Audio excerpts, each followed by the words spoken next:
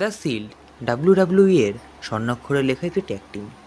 শিল্ডের নাম শুনলে সর্বপ্রথম মনে আসে রোম্যান রেন্স, ডিন অ্যামব্রোস এবং সেথ রোলিন্সের নাম।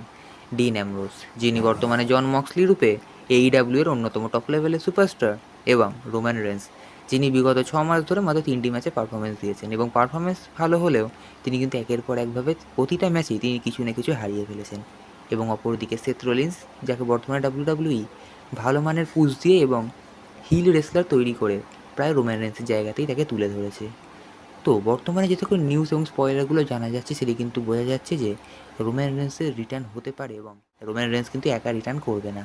এবং আমরা শুরুতেই যেমন নামটি বললাম শিল্ডে যেমন 3জন মেম্বার ছিল, ঠিক একইভাবে কিন্তু রোম্যান রেন্সও আরও 2জন মেম্বার অর্থাৎ 3জন মেম্বারকে নিয়ে কিন্তু রিটার্ন করতে পারে।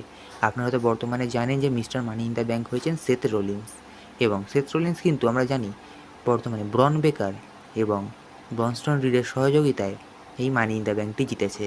তো রোম্যান রেন্সেও কিন্তু অনেকদিন ধরে ডাব্লিউডাব্লিউইতে নেই। রোম্যান রেন্স যখন ডাব্লিউডাব্লিউইতে আসবে, সেও কিন্তু এরকম 2জন অর্থাৎ মোট 3জন, এবং এক পর্যায়ে কিন্তু আমরা আবার সে আগের শিল্ডকে দেখতে পাবো, যেখানে কিন্তু আমরা দেখতে পাবো সেথ রোলিন্স, ব্রনস্টন রিড এবং ব্রন বেকার এবং রোম্যান রেন্স এবং তার 2 সহকারীকে নিয়ে ট্রিপল থ্রেট ম্যাচে দেখতে পেতে পারি। এবং সেখানে কিন্তু হতেই পারে যে রোম্যান রেন্স হয়তো উসোদের সাথে মিলে একটি ট্যাগ টিম ম্যাচ গঠন করবে। এবং আপনারা তো রিসেন্টলি জানেন যে হিরোকু কিন্তু বর্তমানে রিটার্ন করেছে, এবং এটি জানা যাচ্ছে যে হিরোকু কিন্তু ব্লাড লাইন টিমের সঙ্গে যুক্ত হবে, এবং এটিও কিন্তু হতে পারে যে সে রোম্যান রেন্সের সাথে যুক্ত হলো এবং আবার আমরা নতুনভাবে একটি শিল্ডকে দেখতে পাবো। তো বর্তমানে কিন্তু এরকমই নিউজ এবং আপডেট বা এরকম স্পয়লার জানা যাচ্ছে যে যেখানে কিন্তু আবার একটি নতুন শিল্ড ডাব্লিউডাব্লিউইতে আসতে পারে।